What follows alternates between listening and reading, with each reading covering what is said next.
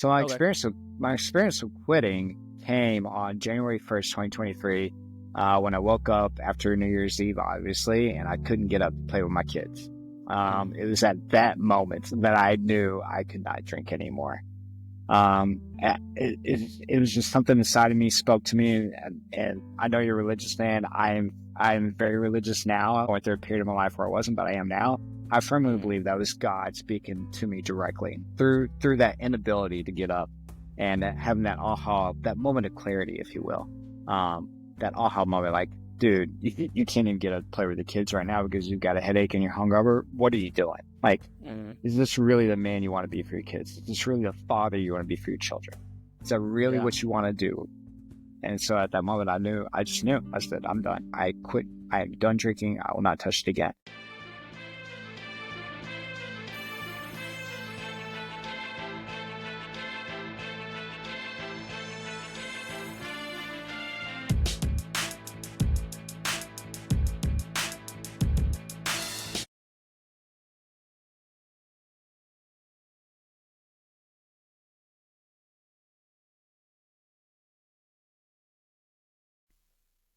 All right, guys. Hey, welcome to another episode of Mediocre Dads, where being mediocre is a choice. You refuse to be mediocre every single day.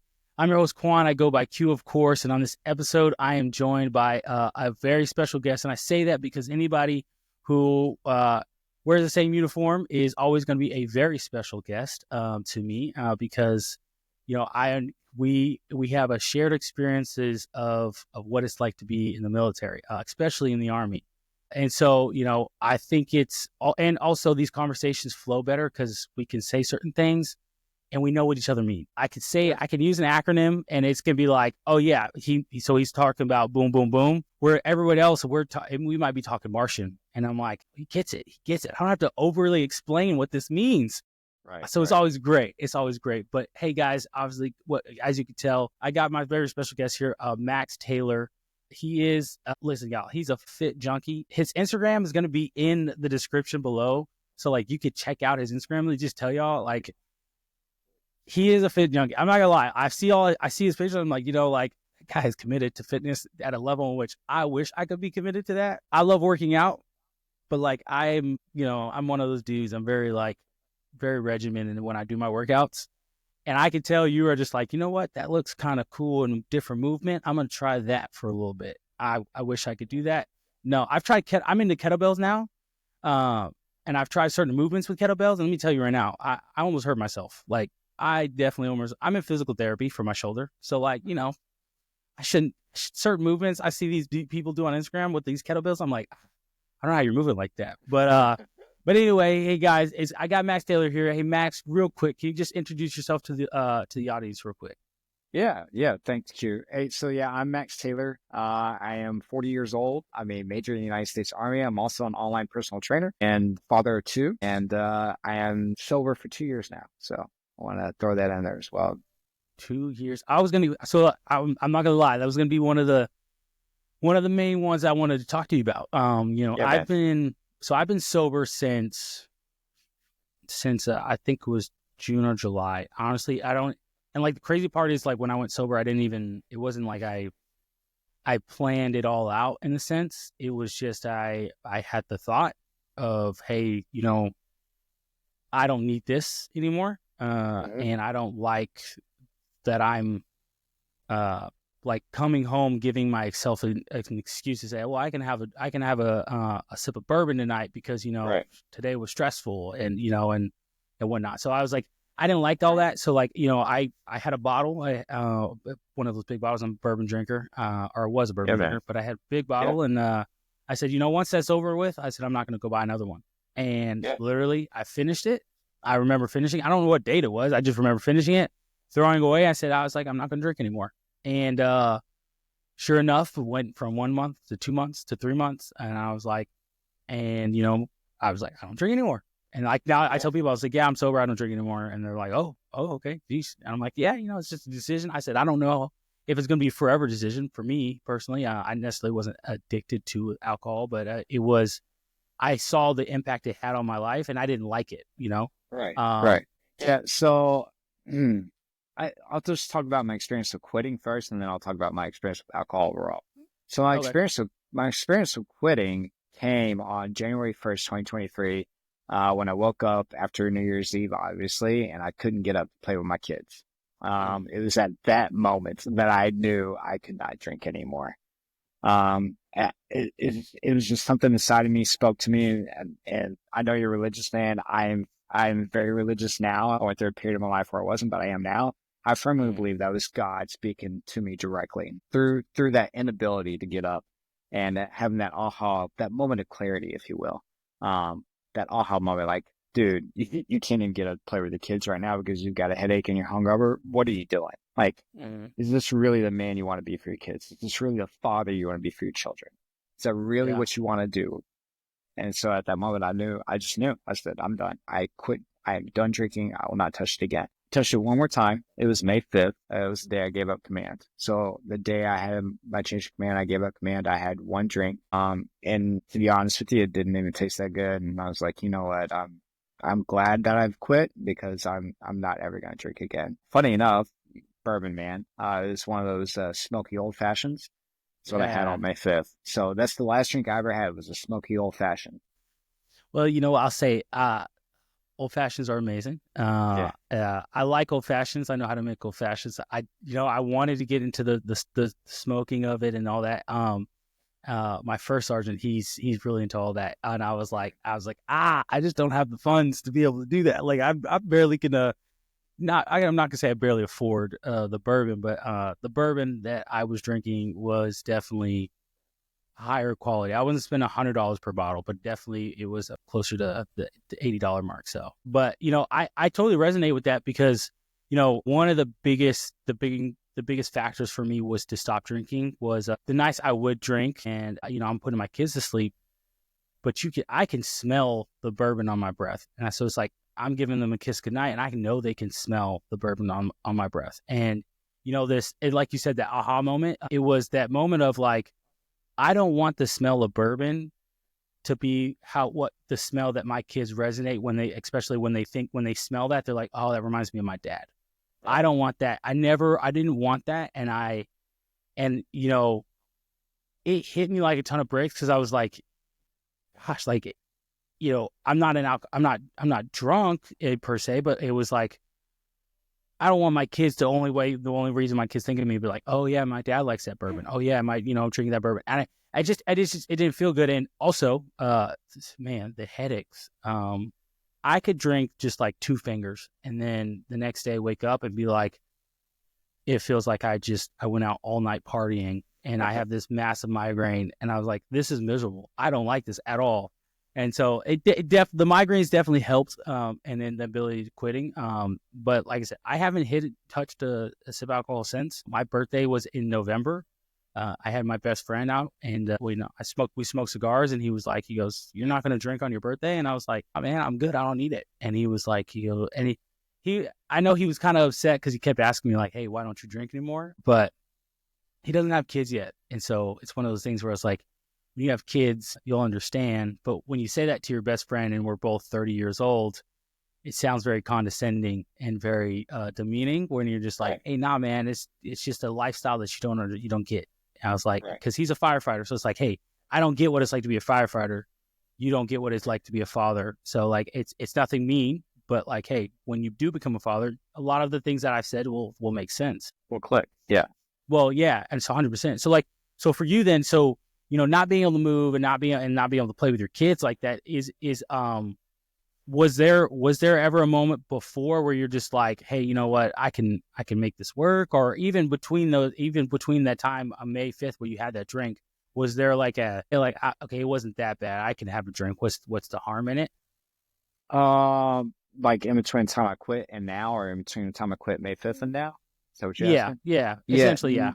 No, absolutely not. Because I know how I am, and I'm the type of guy where I know that if I get into a situation where I want to have one, I'm going to have two, I'm going to have three, I'm going to have four, I'm going to have five. And by the end of the night, I'm not going to be able to remember where I started drinking or what I did while I was awake, like what I ate, what I was watching on TV, what I was searching on my phone before I pass out in the bed or on the couch. Yeah. And the reason I say that is because for years, whenever I would really turn it on, I would really turn it on. I could go probably Monday through Thursday without a drink most weeks, but then come Thursday night, I'd have a couple. Friday night, I'd have 4. Saturday, I'd have 6. Sunday, I'd have 4 to 6 while I'm cooking. Grill out on Sunday or whatever, watch football. Typical man things, right? But here I am, I'm outside grilling, drinking 6 beers, and then go inside trying to spend time with my kids, but also football's on and I'm watching football. Like, what am I going to remember 5 years from now? Am I going to remember that I watched some stupid football team win some ridiculous football game? Or am I going to remember that I was sober, I spent time with my kids, I played with them, helped them get ready for school, did homework with them, things like that. So like for me, just knowing that if I have one, I'm more likely to have 3, 5, 7, whatever the case is. And the person I am the next day, it's not reflective of a person that I would want in my children's life. It's not reflective of who I want to be for my wife. It's not reflective of like somebody I would look up to if I was in that household, right? Yeah. And so knowing all those things, it was very easy for me to continuously say, no, it's not worth it. No, I know if I touch one that I'm going down a dark path that's going to lead to several negative side effects, not only for my physical health, but also the fallout that it's going to have on my family, the lack of impact I'll have on their lives, and even the negative impact I'll have. Because I know me, when I would drink the next day, I would be extremely lazy. I would sit on the couch. I'd forget all the things I said I was going to do the day before that I said I was going to do the next day. I'd be lethargic. I'd have a headache, or I'd have mental fog.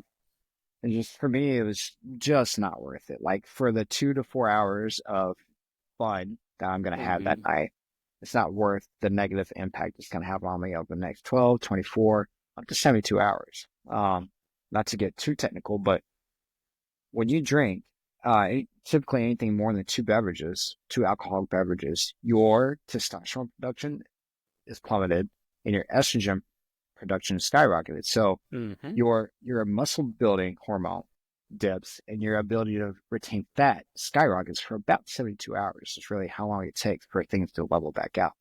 Well, if you think about the typical cycle of a drinker, they're going to drink on like a Friday night, and then maybe Saturday they kind of like recover, and then they feel better on Sunday from being dehydrated, so they drink again on Sunday. So now you're postponing that timeline. So your 72 hours wasn't up yet. So now you're messing with your hormones again. You're messing with your energy production again, your muscle production again, your fat retention again. It just snowballs as it goes on.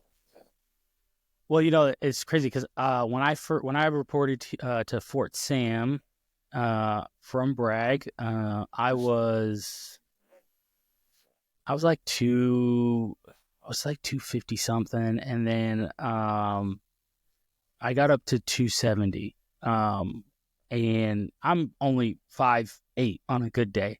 According to Army height weight standards, I am 5'8". Okay, I'm going to claim it, guys. I need all the height I can get, but I was 270 pounds. And fortunate for me, I went on. My wife had just had a baby, and it was when the new rule came out, our paternity leave rule came out. So that was 12 weeks now, and so I got to take the 12 weeks. I kid you not, the week after I started my leave, my unit had a height and weight. And I told my wife, I was like, if I was there, I would fail. And I was like, I'd be on the program again. And she was like, oh, wow. I was like, you know what? It's time for a change. So that time I was on paternity leave, I was in the gym every single day. I was still drinking, but not heavily, of course, not a lot, not as heavily, but I was still drinking. But I was able to get down to 235 and whatever the case might be. But, I remember being 270 pounds thinking to myself, like, how did I balloon up so fast? And I remember being like, oh, truthfully, it was the alcohol. It was the alcohol consumption. I was drinking a lot. I could finish a whole bottle of Jim Beam, and one of the not like the handles, but like the regular size, if you will. Yeah. And I don't say this to brag. By any means, if you're listening to this, I don't say this to brag, but I say this because I want to give people context, right? Like, so I could finish a bottle of Jim Beam on a Friday, and in North Carolina they were fairly cheap, so I would buy 2. So I'd buy one for Friday night, one for Saturday night, and I'd finish both of those by myself. Watch football on Sunday, and then go in for PT on Monday, and I was like, oh, I'm a power lifter, because I was at the time. So I was like, I needed more weight anyway, so I can move more weight, and so Yeah. it was one of those things. But like you said, like it definitely the energy levels went down, it just everything. I could tell there was a complete decrease in energy, everything that I was trying to do. And I was like, I just don't understand why I just don't want to do anything. I don't want to move. And then the moment I said, hey, I'm going to go sober in this past year and all that, and I'm still working out, still doing what I'm doing, it literally has been where I'm like, oh my gosh, like this is where this is where all my energy, I have my energy back. I could do things like, like getting back into just feeling normal, working out. Like it's just weird, right? Like, cause I didn't know the impact that how much alcohol had on me. So I guess for you though, did your drinking start when you were in the military or was that before? No, yeah, a long time ago, man. So, I'm going to I'm going to give some context, not because I want sympathy, but just because I want people to understand like the background of where I'm coming from. I was raised by two alcoholics, point blank. I remember growing up, my father pulling over on the side of the road, and he would fix himself a margarita with the Cuervo and the margarita mix he had in the cooler in the back of the truck, right? I remember when I was a teenager, going to pick up my mom from work when she owned her own business, driving her home in her truck, her drinking wine out of a plastic cup on the way home, right? Middle of the day. So I was raised by two adults who were alcoholics throughout the majority of my teenage years, right? I think I was 13 or 14. Can't remember exactly how old it was, but I was a young teenager. And the first time my father ever bought me a pack of a beer and gave it to me and let me put it in my backpack because we were at the beach and let me walk up and down the beach with a pack of beer in my backpack and just crack them and drink them as I'm walking along, right? So I was introduced to alcohol at a very young age. And so like I messed around with alcohol throughout my teenage years. And then whenever I joined the military, I was 18, going on 19 or 19. 19. I was 19. I was 19 years old. I had married my first wife who was older than me, and she could buy me alcohol. So I was married to a woman who was of age. She could buy me alcohol. So every weekend I would just get smashed. It's just what I would do. Plus, and I'm sure you've had this experience, every event that I did when I was younger, not so much now that I'm older, but pretty much every event that I did when I was younger that was outside of work hours in the Army was centered around alcohol, right? Oh, yeah. It's like the one common denominator that everybody had was you're going to drink a beer or you're going to have some whiskey or some kind of liquor and you're going to hang out, right? That was like the common denominator was alcohol. So that certainly did help things. Then I was married, got divorced. Then I went on into partying because I didn't really party as a young man. Not that it's an excuse, but then I went into partying pretty heavily. I was in my 20s. I thought I was indestructible. So I started drinking much more on a regular basis. Plus, I had fast metabolism. I had all the hormones and everything else raging through me. I didn't gain weight as fast as what a older male would. So I partied extra hard throughout my 20s. Wasted a lot of money, a lot of brain cells, a lot of regret there.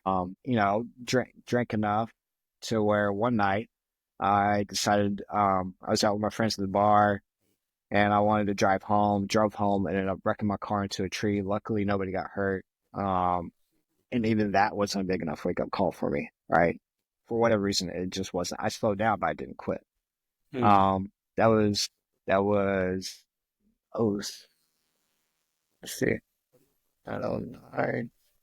That was 2011, 2012, somewhere in there. Did that. Then, I moved around, deployed, came back, started drinking more, cut it out for a little while, and then came back to it. And then got married to my current wife, Stacy, bless her heart, she's an angel. And then we had our first child. And this is rough, but it adds context to it, right? So we had a first daughter, Gabriella. She was born with a brain injury. Spent 46 days in the NICU. I remember every single day for 46 days straight, drinking at least 2 tall boy Budweisers every single night. Because I couldn't cope. I just couldn't cope with the reality, right? And I think that was a combination of things. I think one, I wasn't taught how to cope and how to be a man from a younger age. 2, I was shown the example that alcohol is what you use to heal your feelings, to deal with life, deal with stress. 3, it's a tool I relied on for many years to that point anyways. 4, there were no indicators, no signs that our daughter was going to be born with medical issues. 5, I didn't have a clue as to how to be a father anyways, and now we have a child who has medical issues, and I'm expecting to return to work and be a high performer, like all that stress, right? So just all that compiled. So I drank every day, at least, I know then, at least for 46 days straight, without a doubt. And then, it's not getting out of the NICU. It's also like you get out of the NICU, but now you have multiple specialists, multiple appointments, multiple tests that you're going to go through, and you're going to go through this big gauntlet, and then all this emotional stress on top of that. You're mourning the child you thought you were going to have, and your spouse is going through their trouble, and you're going through your trouble, and like as an individual, and then you don't really know how to support each other. So what I do, I turn to the bottle even deeper, which limits my abilities that much more, right? It was just a circular pattern, right? Where I just dove deeper and deeper and deeper into relying on alcohol. Tell me, Peter from Family Guy says, let's drink till we don't feel feelings anymore, right? Yeah. That was one of his lines. And I internalized that for a long time. Like I would drink until I wouldn't feel feelings anymore. I would be a smart ass, think I was being funny, but I was really just being mean. Like all kinds of things were going wrong in my life. Somehow I held this together at work because I dove deeper into work, harder into work, because it was one thing, the one place where I could measure success, and by knocking out projects. We talk about, a good soldier is sometimes achievement-based, right? Yeah. So I was very much achievement-based. I would get my list of tasks, or make sure I knock them out, and I would go above and beyond. And I was a, how do you put it? High functioning, ball stress, harness for productivity at that point. During work hours, but then outside of work, I was a terrible excuse for a man, terrible excuse for a husband. And of course, I was depressed to a certain extent. So I would use alcohol to suppress that, which is also depressing, which makes things worse, which makes you want it more. So like that, all that, just to give you context and saying like, yeah, I had a lot of trouble with alcohol for a long time. And at my heaviest was about the height of COVID. I was about 187 pounds, give or take. Probably closer to like 25-30% body fat. Wow. If anybody goes to my Instagram and they look at my pinned post, they'll see it. They'll see the height of COVID versus now. That picture's on there. I remember specifically it was July 5th was when that picture was taken, because we celebrated my birthday late. I'm a June 30th baby, so I always get the 4th of July weekend for my birthday. Nice. So we celebrated at the end of the 4th of July weekend. So yeah, I remember that. That's exactly when that picture was taken, at the height of COVID. So June 30th, 2020, the height of COVID. So yeah, man. So all that to say, I've had a lot of trouble with alcohol for a long time. So no, I hope I answered your question. No, you did. Well, and you said something that I think is very important, and I think a lot of military members will resonate with, is everything outside of work, whether you're hanging out with your military friends, or you're going to the ball, or you're going to an event, or going to a hell and farewell, whatever the event is, it's centered around alcohol. And the Army, I'm not going to blame the Army in this sense, because obviously the people who make up the organization, right? But like it was just this thing. It's almost like it's just the easy button, and it's all, we're all naturally kind of like, hey, like, yeah, of course we can, Sergeant First Class such and such is retiring. Of course we could take a shot for him. We're gonna miss him, right? And like, we got a new commander, and they're freaking awesome. Yeah, of course we're gonna take it. And it's just centered around alcohol, and so a lot of military members are struggling with the alcohol dependency that they have created, and subconsciously, because I didn't start drinking until I joined the military. And like, it might sound cliche, it might sound crazy, but like, I was 19 when I joined, and then I turned 21 I was in Fort Irwin because it was before we actually went to NTC.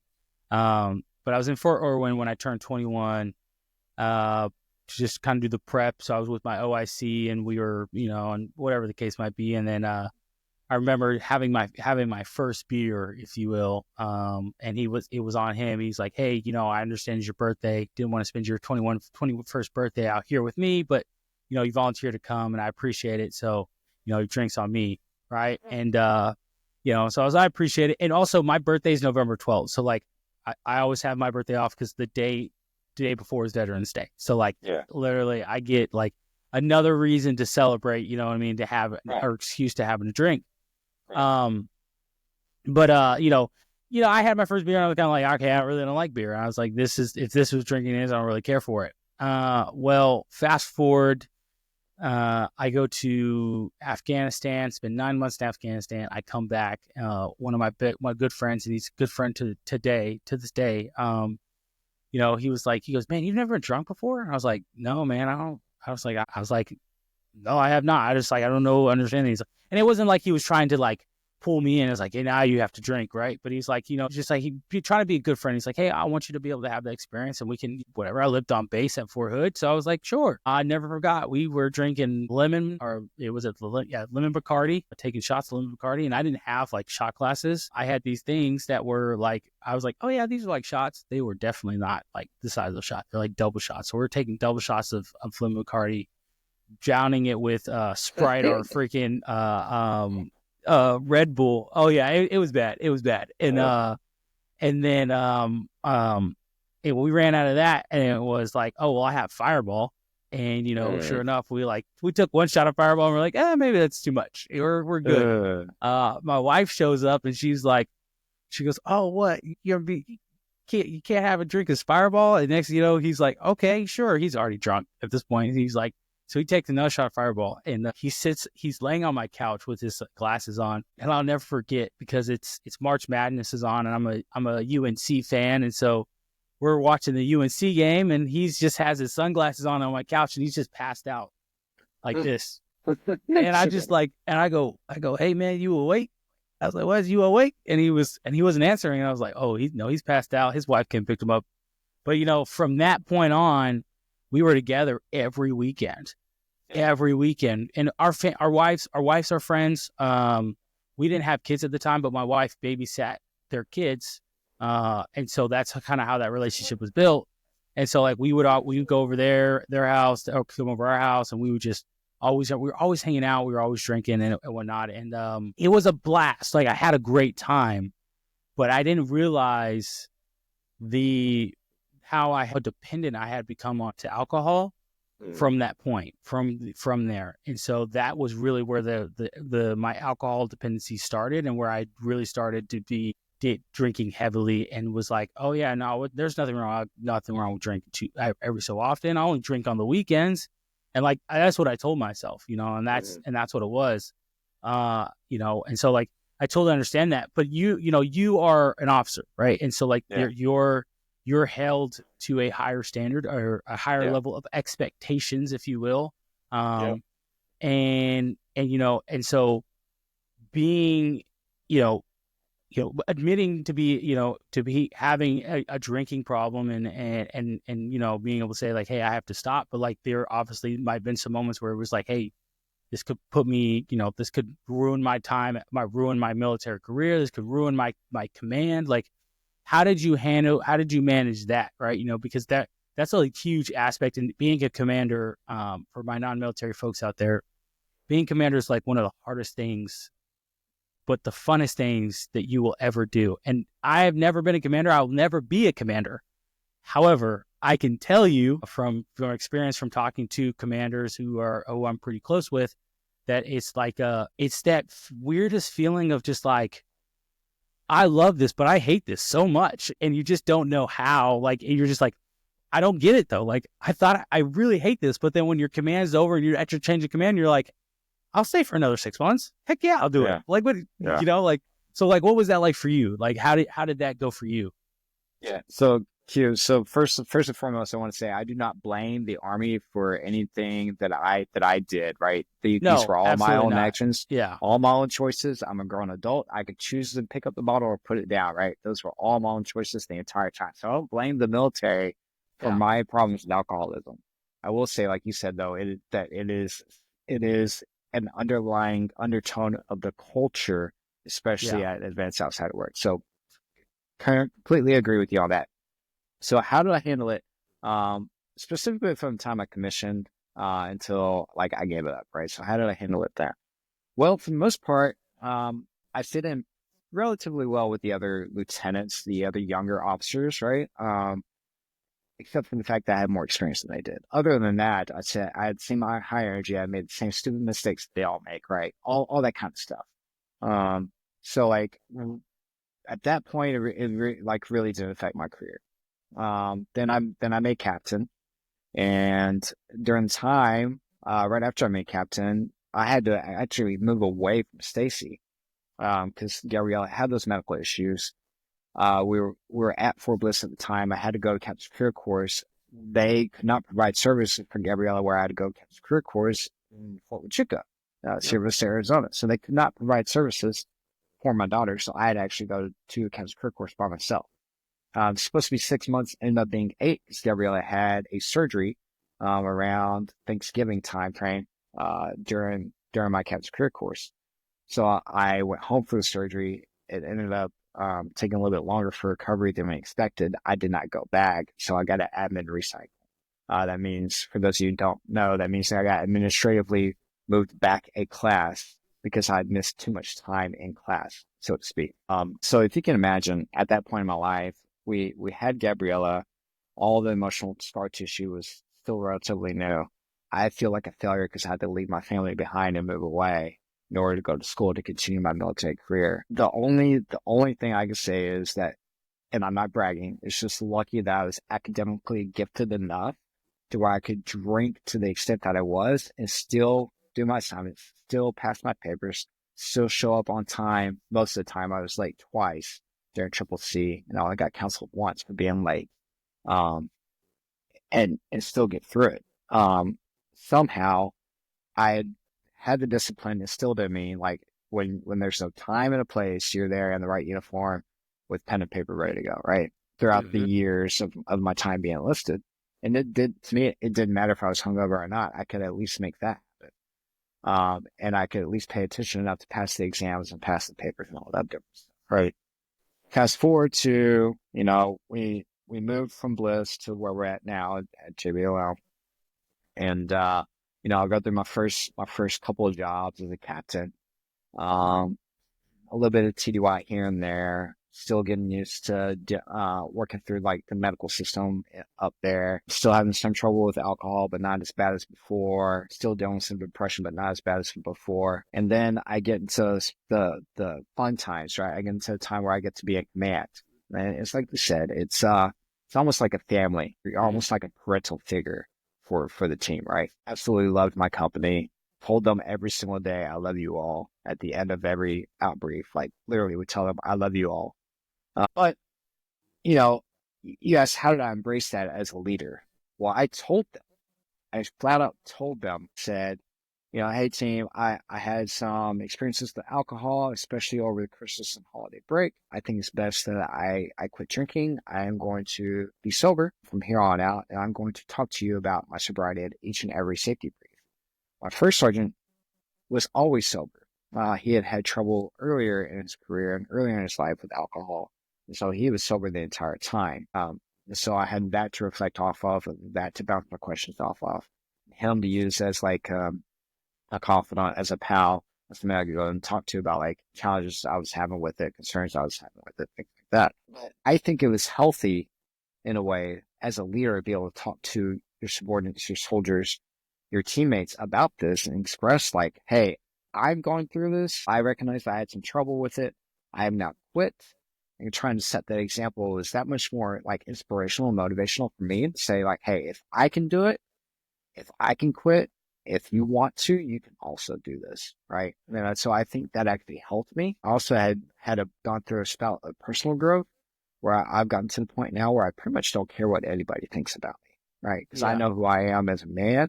I know who I am as the man that I want to be when I show up for my teammates, for my family, and for those that I serve, right? So I know who I am deep inside, and I know who I want to be. And so like their thoughts and their opinions on me, while yes, it's important to have the respect, if they had like negative thoughts or thought I was weak, I didn't really care at that point. To me, it was more important to like show that example and have those discussions and be frank with others. So if they're going through anything that's even closely related to it, they see that as a sign of strength. Like if I could talk about it and be so open and I can go through that and grow through it, that they can do the same thing if they need to or want to. Well, it humanizes you. And I think, a lot of lower enlisted soldiers or even younger soldiers, they see, I'm going to group myself with you for a second, only in the sense of they see us who have over 10 years in the military as people who don't understand what it's like to be them, as if we just showed up with day one with stripes and a rocker on our chest or with bars on our chest and said, yeah, I know exactly what I'm doing here. This is exactly what I was born for. Like I was made in this machine 5 minutes ago by Elon Musk, and here I am to be your commander, or here I am to be your first sergeant. And so for them, they didn't think you would never get understand. You would get it because your life's perfect. But it humanizes you when you can sit there. You can say like, well, actually, let me give you a glimpse into my life, and then you tell me if you think my life is perfect, or is there something you can learn from? And then when they hear it, they're like, oh, well, crap. My apologies. I didn't know. And it was like, of course you wouldn't know, because I don't broadcast it every single day. I don't walk into the room and say, hey guys, just want to tell you guys, I was beat up a long time ago, by my senior leader. And, so there's my trauma all on the floor for you guys. If we're comparing traumas here. Right. But I'm your commander. I'll lead you. You're not going to do that. And so, but it humanizes you, especially when you're have those one-on-one, especially when you have those one-on-one with those soldiers who are going through a tough time. But you yourself, I think, we're going through, even more, right? Because you mentioned your daughter, and your older daughter having that, it was brain concern or brain injury. Yeah, brain injury. And so like. So for fathers out there, for people who are parents now, like, when your wife's pregnant, the excitement, the joy, and you're just like, hey, hey, I can't wait for the baby born. You start envisioning yourself doing these things, right? That you're like, I can't wait for us to wrestle. I can't wait for us to, obviously when they're first born, you're like, I'm not wrestling this little thing at all. Like I will hurt this little tiny human, and I don't want to do that at all. But you just kind of envision like what it's going to be like when they're 6, what it's going to be like when they're 12, what's going to be like when they're 15, and whether you're son or daughter, right? But to experience that, right, to have where the unexpected happens, it paralyzes you, right? And I think the scary part about all of that is we can go to combat and we can be like, hey, I can understand and expect to be shot at. Whether it's rocket or whether it's rocket attacks or whether it's actual bullets, I can expect that. I'll navigate that if and when, especially when it happens. Yes. But when when this unexpected happens, such as that, it paralyzes you. And so for you, right, what is it? How have you navigated life to get to where you are now, right? Because again, people see you and they say, oh, here's Major Taylor. He's got nothing. His life is freaking, great. He makes all this money, which guys, you can see how much we make on Google. I promise. Online. Right. And you can go look it up. You do some math there with the taxes. You could probably figure it out. Right. Like figure it out. Right. But I say that because, from a lower enlisted soldier perspective, it's like, oh no, you're rich. You got all the money. You don't have you don't have to worry. You have a picture it's the picture perfect family. Like you don't have any worries, right? So like, how did you navigate that, especially in the beginning? Were there thoughts of like, hey, I need to get out. I need to just, I can't do this anymore. Like this is just too much. Yeah. No, Q, man, there's so much to unpack there. there's a lot, right? So there's the struggle with like work, life, family balance, right? Which is something that any soldier's going to struggle with anyways, regardless, but especially when you've got a child who is medically challenged, who requires so much attention, so many appointments, so many specialists. Just to give a little bit of context, she goes to 3 different therapies: PT, OT, and speech, right? So PT is every week, maybe it's every other week right now. See, this is how confusing it can get. I think PT is every other week, speech is every week, and OT right now is once every 4 weeks. But we're getting ready to transition back into going to OT about once a week, and that's on top of her in-school services. So she gets services in school, and then this is therapy after school, right? So multiple times a week. And that's just for the weekly therapy. So that's not having to go see ortho, having to go see neurologist, having to go see, the endocrinologist, things like that on top of that, right? So there's that. There's the work-life balance, the medical piece added in. So that's one challenge, right? Is how do you deal with that?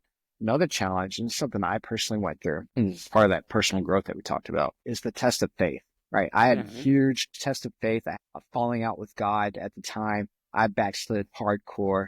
I blamed God. I tried to bargain with God. I tried to ask God, like, why did this happen? What did I do? Is it because I did X, Y, Z, or A, B, or C, or 1, 2, or 3 in my past, right? And so and I think that's part of the natural coping process, okay?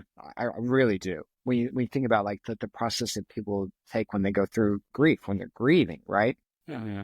First there's anger, then there's bargaining, and then finally blah blah blah blah blah. There's acceptance, right? And so essentially those are steps that I went through. So like that was part of it. It was like I was going through that process while trying to manage being a full-time soldier, being a leader, right? Because once you become an officer, you're a leader everywhere you go, regardless of where you work, whether it's in the staff section, in a platoon, in a company, doesn't matter.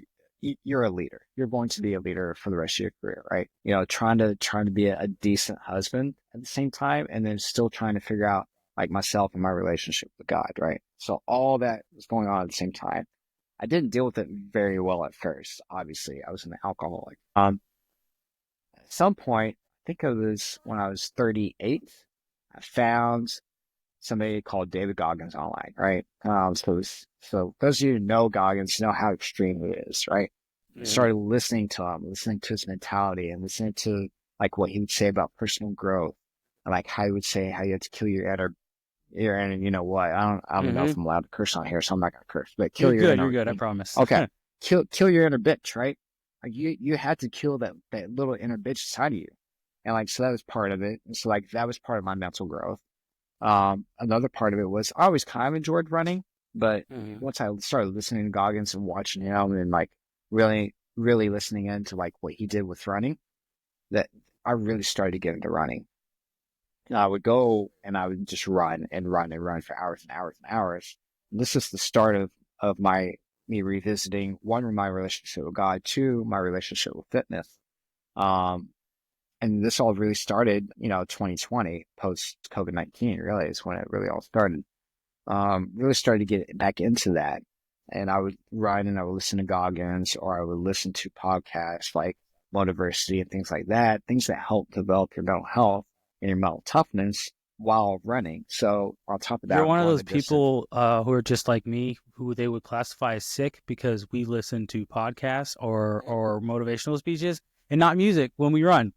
So listen, I just wanted to say, I started to interrupt. I was just gonna say, I was like, I do the same thing. I told people that, and they're like, "You're insane. There's something wrong with you." I was like, I find it quite enjoying. But anyway, sorry, go ahead. It helped me though. It helped me grow. It helped me go the distance. It helped me to continue to push myself harder and further, right? And so at the same time, I'm starting to find reason again. I'm starting to find purpose again. I'm starting to find like, hey, I'm not here just to drink and be depressed and be a horrible excuse of a man. I'm here to set an example. I'm here to lead in the best way I possibly can, even while I'm trying to still figure it out, but lead my family, lead my daughter, lead my wife, lead my team, things like that. So that was part of it.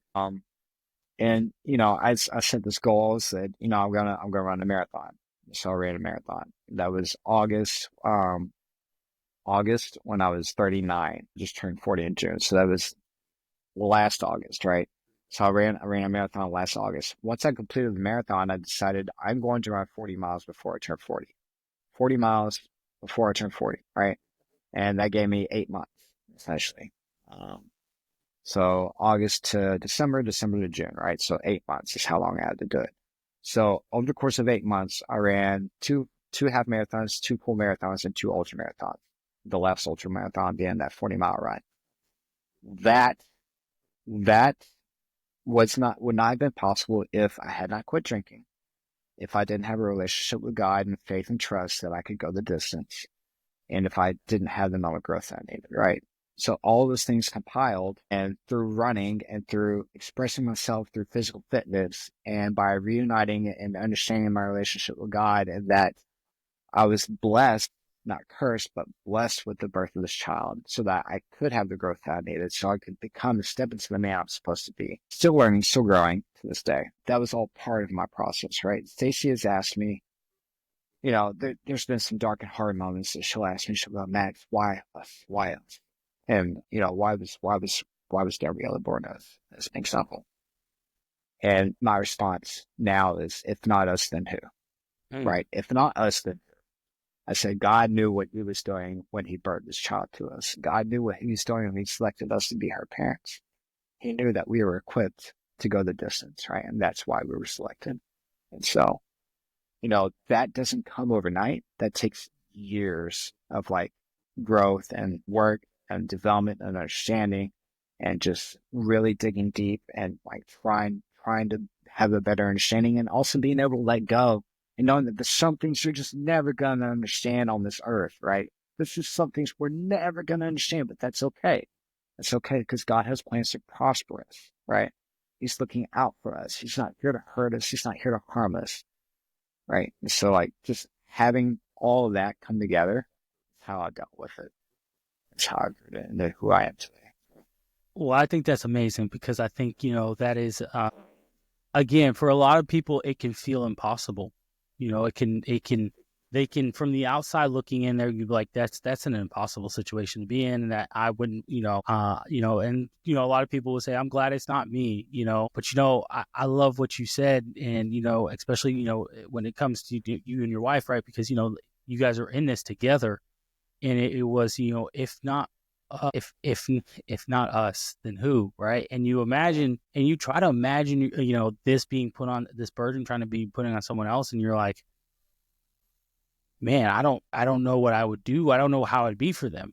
How to be there for them. But now, you going through this, and you're like, no, we were in a way, God already knew we were ready for this moment. He knew, our daughter, if by giving us this, our daughter, and from some people from the outside might say, oh, well, your daughter's messed up, there might be deformity. No, she's perfect. God knew what he was doing. And it reminds me of in Matthew when Jesus is healing, or no, maybe it's not Matthew, it's Luke. I'm sorry, it's Luke. And he heals the blind man. And the disciples ask Jesus, hey, is it because of his sin? It's because of his parents' sin. He goes, no, it's so people can see the glory of God. That man had to grow up blind in order for Jesus to, perfect timing. God always knows what he's doing, for Jesus to show up and see the blind man and say, hey, yes, you're healed, you're seen. Now go show the religious leaders how that you're no longer blind. Go show your parents, right? And they called in his parents. They said, hey, is this your son that has been blind his entire life? They're like, yeah, he's been blind, but he can see now. We don't understand it, right? And I think of that because his answer to his disciples was so perfect. And it was not because of their sins. It was just so you all and the religious leaders and his parents and that man and the people in this town can see the glory of God. He used this man in order for him to be blind, for me to heal him. And when Jesus healed him, people believed. And that was all it was for. And, I think it's so beautiful because in the end, your daughter for you was that a reason for you to say, you know what, God, you are there. You are real. You have to be. You have to be, right? And I don't want to put words in your mouth, but I can. If I have to imagine, it was, hey, you know what? obviously there was some resentment, right? But as it changed, and as you really, I'm sure as you started getting more into the word, as you started praying and professing, just saying, hey, okay, God, if you're really real, like, why is this happening? And it started to realize, like, okay, you know what? He has a plan, and it's like you said, the Lord has plans for us, plan for us to prosper, plan for us to believe in him and just grow in him. And it's such amazing how he changes our lives, right? It is. Because I could tell y'all, like, if I didn't go through the Article 15 in 2022, you wouldn't have Mediocre Dads. You wouldn't have, I'll be honest with you guys, you wouldn't have Mediocre Dads. If I didn't go through Article 15 in 2022, you wouldn't have Mediocre Dads. I'd probably be, Chief Warrant Officer Wilcox and somewhere off doing whatever, doing counterintelligence somewhere, being like, oh, Baker, look at me, I'm a cool guy, whatever, doing whatever, right?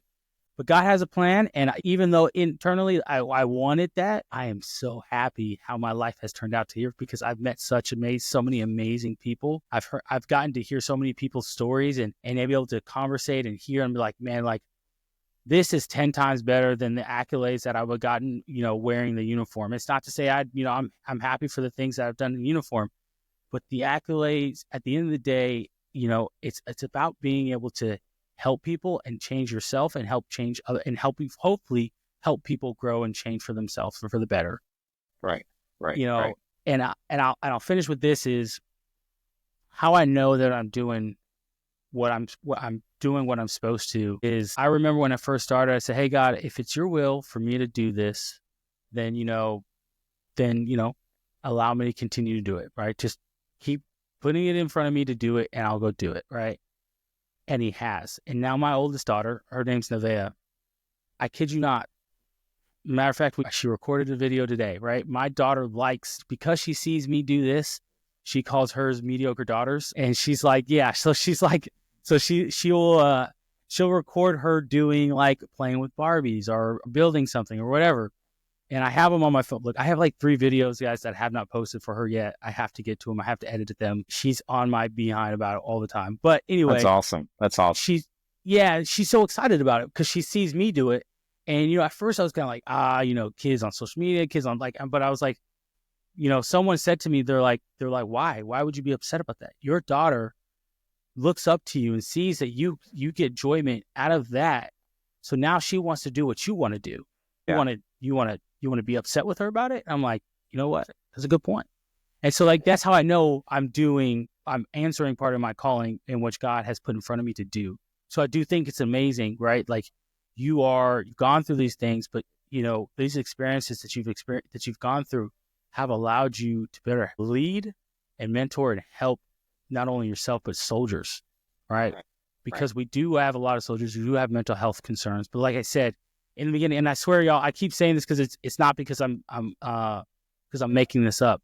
There is this idea that officers, especially when you're a captain and above, or when you're an NCO, it's a staff sergeant above, that you are above reproach. Like, you are perfect. Your life is just great. Perfect.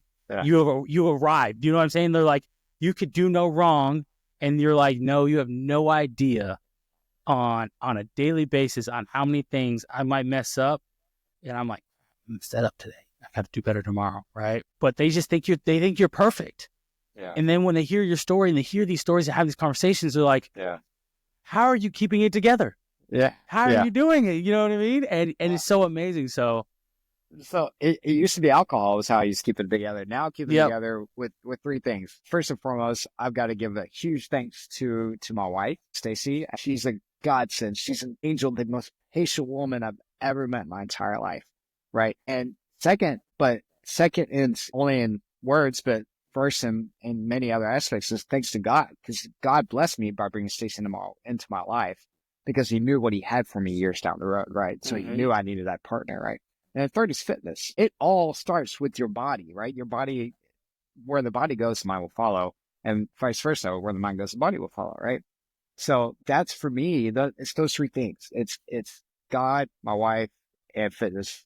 My wife, God, and fitness, my wife, and God, right? It's that combination. Mm-hmm. At the end of every prayer at night, before I go to bed, the last line I always say is, God, please help me to do the things I need to do so I become who it is that I am meant to be. Mm-hmm. And that's the last thing I say to God before I go to sleep every single night, right? Because I know it's a lifelong pursuit. His work is never finished. Our work's never finished. It has to be a constant evolution to get better, right? That's kind of what led me into starting my online fitness coaching business is I went through this massive transformation from being an alcoholic, eating junk food, having a horrible body, not taking care of myself, to now, some people might see what I do now as extreme. I see it as I'm paying back into my body everything I took from it through so many years of alcoholism. And I'm just now really trying to just really starting to tap into the potential of what my body is capable of doing. I ran 40 miles without stopping before I turned 40. And then after I turned 40, I hit sub 10% body fat. Like, that's amazing. I'm just at the age of 40, I'm just now starting to tap into what my body's capable of. You know what I mean? And had I not gotten sober, had I not had that wake up call, had God not reached down and intervened in my life, did I not have this amazing wife and partner, none of this would be possible. Right. So, and I know Stacey would kick my butt if I didn't say this too. And just give like the context of where Gabrielle is at in life now. She competes in pageants. She does dance. She does singing. Like she does so many amazing things. We're truly blessed. That's amazing. There's times when we didn't know if she would walk. There's times when we didn't know if she would talk. Right. It's just capable of doing so much more. And it just shows you like you can't let medical labels limit you. Right. And so like, let that be an inspiration to others too. Like don't let medical labels limit you, and don't let there's expectations of you limit you, and know that you're capable of doing exactly in anything that you put your mind to. Right. So let that be known. Let that be known. All things through God. That's amazing. I will tell y'all, it is in the end, it is glory to God, because it is like, it might sound cheesy. Yes, sir. Trust me, I used to think it was cheesy, but it's my life. We wouldn't be where we are today without God transforming our hearts, which then also transforms our minds. And, a lot of people want to just sit there and believe like, it's just a mindset. It's just a mindset change. It's a mindset change. And you're like, don't get me wrong. That's part of it. Right. Like I've read David Goggins' Can't Hurt Me. Okay. Right. And I was not right now. But after the baby's born, I'll get back into running, because similar to you, I read Can't Hurt. David Goggins, and I was like, okay, this guy's for real, right? And I like that, and I can get into running. So I didn't do a lot. I didn't do one last year, but previously for my birthday, I ran. My birthday present to me was running a half marathon. Heck yeah! Everyone thought I was crazy. They were like, "You're giving your birthday present is run a half marathon?" I said yes. Heck yeah! And it sucks. But I do it every time. I'll do it every year. November 11th of every year. You can trust and believe, as long as I'm not injured, I'm running a half marathon. Now, my goal this year is to run 2 marathons. Like I want to do full marathons, but we'll see how that goes. But I always reference this because I think it's important. I think it's helpful to everybody. And Dave Goggins, right, in Can't Hurt Me, he talks about an accountability mirror. And what an accountability mirror is, he wrote down his goals, or where he wanted to be on his mirror. So every morning when he woke up and he's brushing his teeth, he saw those goals and he saw what he told himself where he wanted to be. And I'm just going to be honest, y'all, when you see your goals in front of you, when you say, hey, this is where I want to be, your mind starts to change, right? So like, for example, you say, hey, I want to be 190 pounds, right? Like, and that's a goal, say this goal for me, right? You're like, yeah, I want to be 190 pounds. A month has gone by and you see that goal and you're like, I ate a medium-sized pizza by myself yesterday. That's not gonna get me closer to 190 pounds. What am I doing? Right. And you're like, you know what? I got to work it off today. And it motivates you because you see it. You're seeing it every day. So like, if you have goals, you guys have aspirations, guys, especially the physical goals. That's one thing I recommend. The other thing I recommend is go follow Max on Instagram and reach out to him. I'm telling you, he will help you, because I'm telling you guys, like, I've seen we made contact last year. I think it was like October timeframe. Yep. Give or take. Yeah. Yeah. And, scheduling, he's busy, I'm busy, like a lot of things going on, whatever. But I still see, we follow each other on Instagram, and I seen his post and I'm like, this guy's ripped, man. I'm like, I didn't know you were 40. So like, I'm like, I was like, he's gotta be like, maybe he's like 33, 35, maybe max. Yeah. And just 40. I'm like, look at y'all, I'm 30 and my body hurts. And, and it's getting harder and harder to lose weight, to do certain things. It gets harder. Yeah. But yeah, so like when I see, someone who is 10 years older than me, who's like, yeah, look, man, 9% body fat. Okay. All right. Yeah. Well, you know what? Yeah. I need to do better. It's inspiration for me to do better. But anyway, guys, the fitness, you have those fitness goals, you have those aspirations, reach out to Max, get into his program. I'm telling you, it's going to help you. It's 100%. It's one of those things you think, and like, here's how I know it's real and it's going to work, right? It's a soldier, right? And like, I know everybody likes to put stocks in like certain soldiers, like, oh, soldiers are fit, right? There's not a lot. There are a lot of fit soldiers, but there are also not a lot of fit soldiers. There's a lot of fat soldiers too. Yeah, there's a lot of fat soldiers out there. A lot. But I will tell you, he's an officer, and so like, as an officer, you can't be fat. Like, I'm just gonna be honest. Like, you can't be fat if you're an officer. Like, if you're a fat officer, either you are getting ready to retire, or you're just gonna drop your refrad and say, hey, it's time for me to go. Nobody listens to you.